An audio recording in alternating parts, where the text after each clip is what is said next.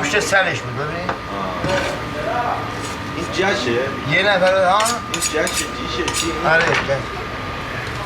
ماه خوبی ها. جشه ولی این نمیشه همونجا داره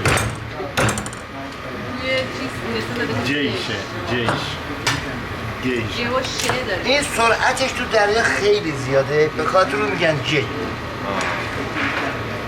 بانگن هم زیاده. موسه میگن این ماهی ندارم بابا به خدا اگه به ما ببین یه نمیدم یه دستم تشت